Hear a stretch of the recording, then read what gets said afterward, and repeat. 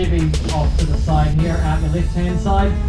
Might be worth taking a quick look at that as we go past, but I'll continue on with our commentary. Right, we're travelling in a 1926 built tram. She was one of 10 built, which was known as a feeder tram. She used to feed the outer suburbs of Public in Melbourne to the Footscray railway station. And in service in Melbourne till 1961, when the Melbourne Tramways decided to get rid of all their little four-wheeler trams that don't carry many people and replace them with the much bigger trams. This little tram was purchased by a couple of enthusiasts who in the early 2000s had the tram fully restored by the Bendigo Tramways, and in 2011, when we were looking for trams for this tramway, we acquired this one and one other from Melbourne to run our tramway here.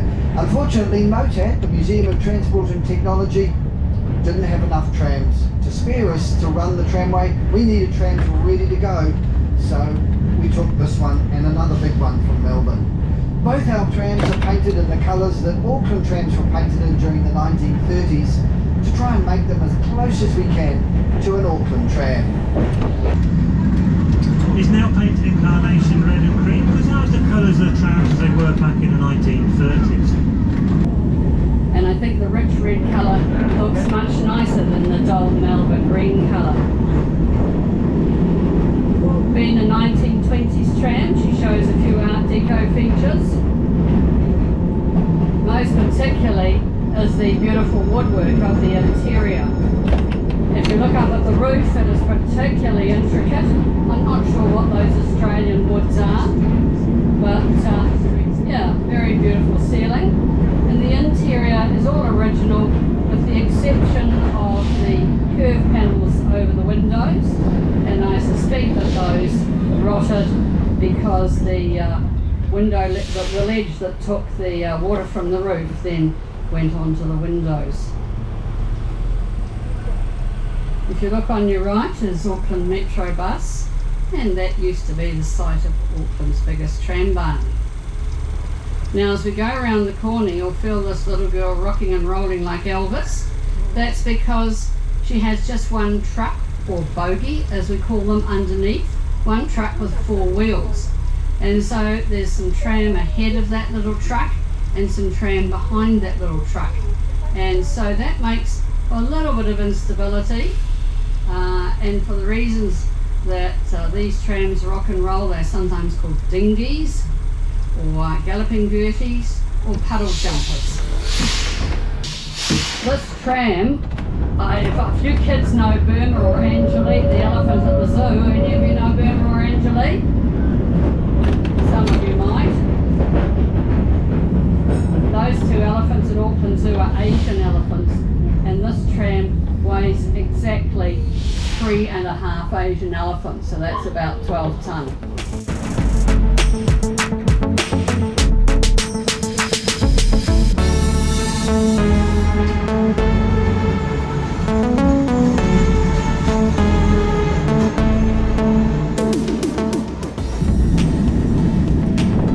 If you have a look to our left at the moment, you can see our other tram, which we actually use sometimes around the Yard Quarter, and that was actually built in 1943. But that's also 14.12 metres long and weighs 22 tonne.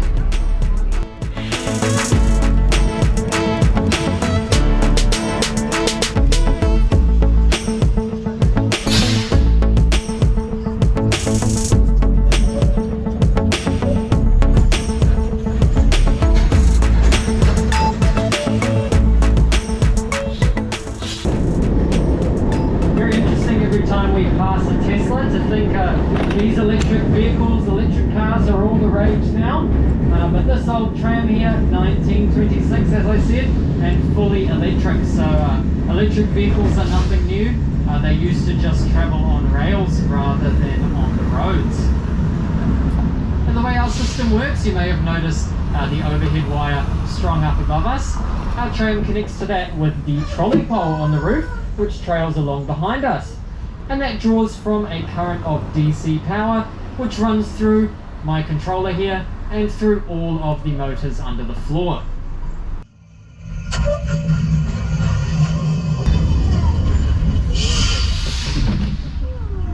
always nice to see one of the CityLink red buses as one electric red vehicle to another electric red vehicle. It's you know, nice to see some friends out there. That chugga chugga chugga chugga chugga sound that you can hear is the sound of our air compressor working. And so what happens is our doors here and our brakes are powered by compressed air. And so every now and then when I use a bunch of the air up, the compressor kicks in and it takes some air from outside and squeezes it down real tight and fits it into a tank so that we can use the pressurized air. It's not just trams that use this system, you'll also see trains and buses and trucks and a lot of big vehicles that use the system as well. So if you're ever next to a bus or a truck at the traffic lights and you hear it go, that's the sound of its brakes.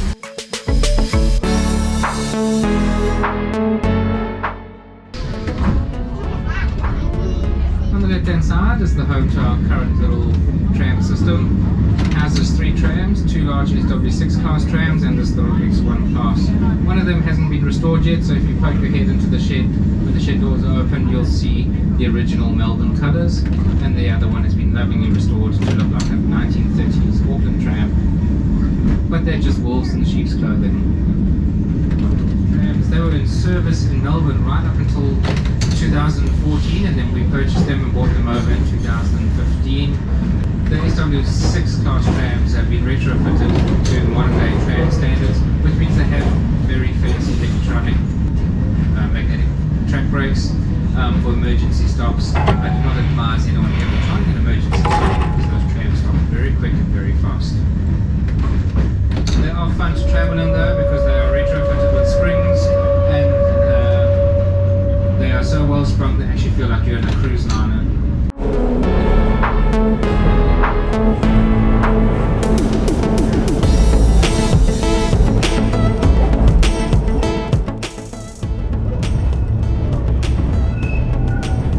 My father was one of the depot managers of the Tram Barns, the one down here in Gaunt Street, and it was one of his jobs to check guide dog behaviour on trams. Of course, during the Second World War, soldiers and particularly pilots lost their eyesight during the war, and so many of these men were given guide dogs. And now, of course, going on public transport is just integrated into part of their training.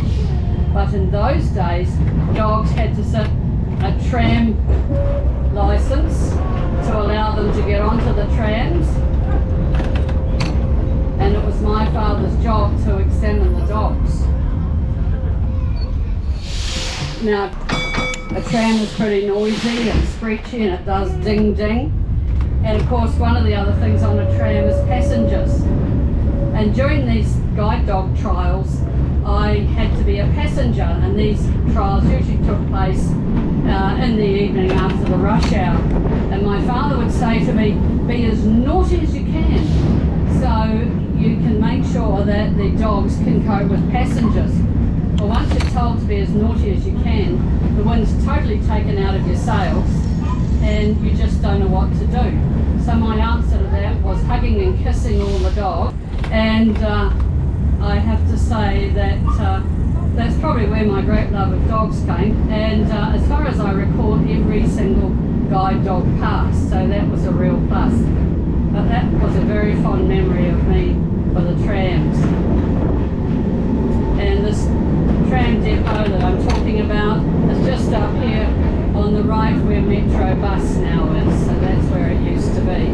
Quite appropriately, the front of the Tram Barns, which were sort of stucco concrete type buildings, there were Roman pillars at the front of the building.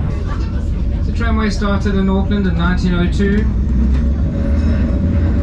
and ceased to exist in 1956. In 1902, the first tramway depot was opened up in Epsom On the corner of Green Lane and Panuku roads. Auckland had 256 trams running all over the city at the peak of tram travel, and just over half of the trams were stored in the Tram Barn there. It opened in 1924. It operated right through to 1954 and then was closed down because that was the start of the decline of the tramways. One of the the times that the trams were really important was during the Second World War. Of course, there was petrol rationing, so even the few people that had cars could hardly able to run the cars with petrol rationing, and the majority of people didn't have cars at all, and so people getting to work and going out to the movies or the beach or wherever, the trams was the way they did it. So the trams really kept the cities, Auckland and all the other cities, really running throughout the Second World War. Could not have coped without them. One of the problems, of course, with the old trams at that time was with the difficulty of merchant shipping. Parts could not be obtained. A lot of parts had to be reconstituted, and brake shoes, for example, might only last 36, 48 hours because they were recycled. The train tracks themselves were getting rather metal stressed, and so the trams probably did have to go at the end of the Second World War, or 1956 more precisely. But if that road space had been reserved and if modern trams had been put in, we might be a very different city to what we are now. Trams, of course, are a very sustainable form of transport. Trams ran out of here until 1954 when it was converted for trolley bus use, and then in the 1980s converted for diesel and electric buses, which is what's in here now, or rather what would be in here now if they weren't running the streets. Today, the only place you can ride an original Auckland tram is in Motaft. Motaft is home to number 11, which is one of the very first trams to ever be assembled in Auckland in 1902. She was assembled in 1902 and she was one of the first trams to run on the tracks.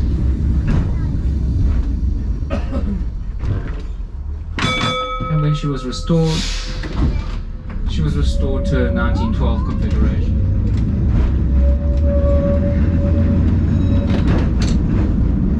Other Auckland trams that you could possibly ride on at the moment at Motaft would be number 44, little handbrake car tram. Similar to this, it's a single bogie car, so the body of the tram is fixed to the actual base, wheelbase.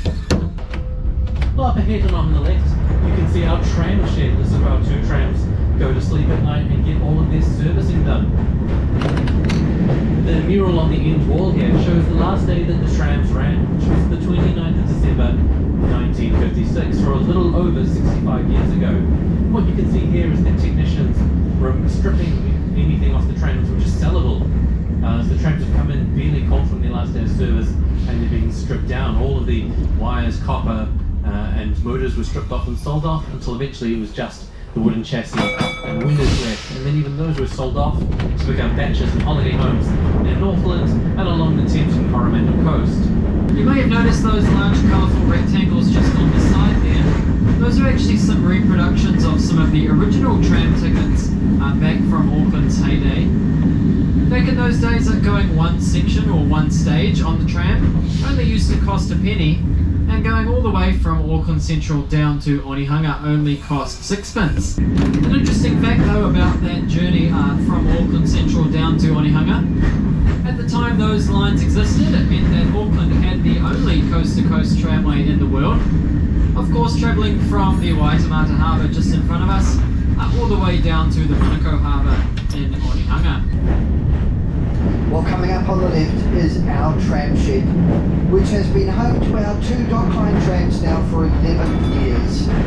But as in life, everything's got to change, and Panuku have decided that the next block of apartments to be built have to go up right on the corner here where the tram shed sits. The council in Panuku have decided that the tram has done its dash, and come the middle of this year, the tramway will close. The trams and the tram shed will go to Motaft, and the tramway will cease to exist, with apartments going up right here on the corner.